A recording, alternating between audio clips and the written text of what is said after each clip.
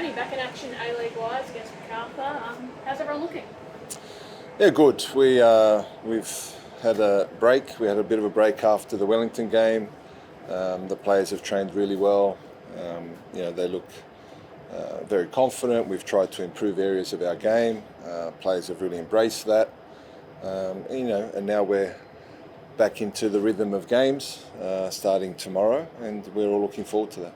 Did the break come at a good time? Because I know that last game before the break you're talking about, it should be disappointing not to get wins. Clearly a couple of really good performances where the 6 points didn't come. It was a couple of draws. Did it come at a good time in terms of nailing down those things? Yeah, I think it's an international break, and you can always look at that. If you're in form, you don't want to break, and if you're out of form, you welcome it. But for us, it was just an opportunity to keep evolving. Get some players that had very limited game time in pre-season and training to get some more minutes in their legs and get the training load up. But if we're going to keep focusing on our performance, then we have to be happy. Disappointed with the result, but we just need to keep improving the performance and know that those results will come. Obviously, you'll get Roderick back for this game after a suspension in that back line. You told us last time that Adama's hamstring maybe wasn't as bad as it first looked. How's he gone over the international break, and what's his time frame for returning? He's been good. He's trained the last couple of days with the team, so we're very encouraged by his progress, and we're confident that he'll be available for the game. We saw Bruno and Daniel and a few of the other boys were here during the Socceroos versus Bangladesh game getting their international caps, and I think Arnie, when he was announcing the squad, saying that if they'd ended last season in that form, they probably would have been picked because he had to submit that list after the England game. Do you reckon they've taken a bit of added motivation from this international window, getting out there on the park and getting their caps? We hope they have. When you get your cap, it really reminds you of the great honour that you have in representing your country. That really cements it when you have that cap and you have your number.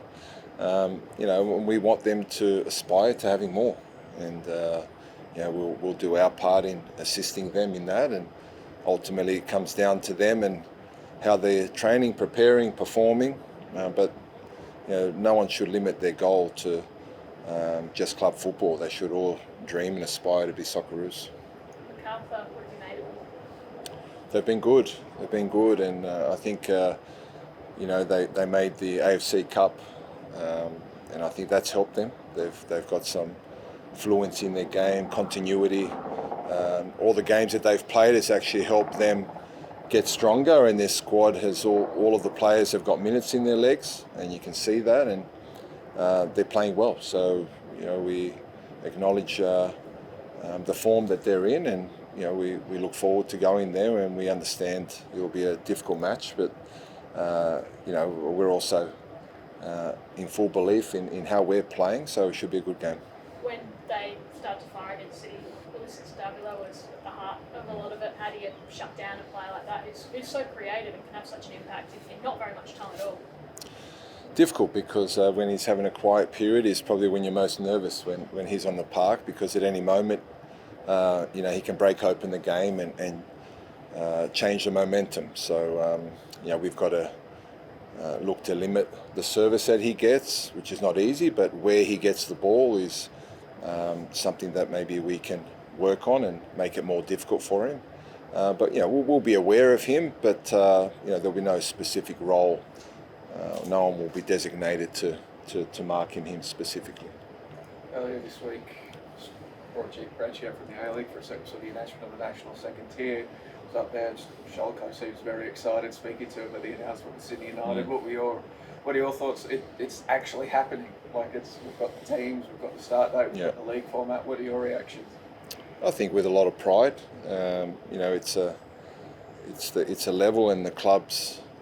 Sydney United in particular for me is where I grew up and where I started my real journey in football, and had the privilege of playing for such a historic club and also with some great players that went on to be Socceroos. It's where I learnt my trade, and to see the smile on all their faces at the announcement, it shows it's something that we've always needed in the game, the second tier, and it gives everyone, coaches, players, administrators, fans, an opportunity to feel that sense of professionalism, and we take our game to another level by doing that.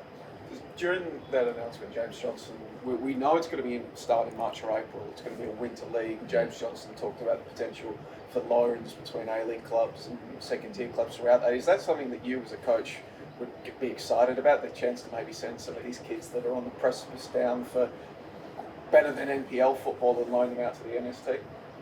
Yeah, I believe that the FFA in conjunction with the APL will work closely on seeing how it can benefit everyone, not just everyone that's involved in the second tier, but players that can go down, players that can go up the other way as well.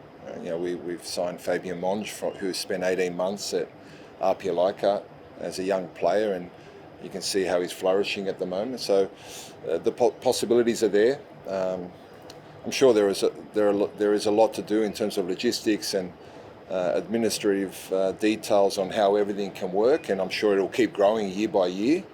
But the initial signs are positive. The discussions are positive, and I'm sure it will just keep growing.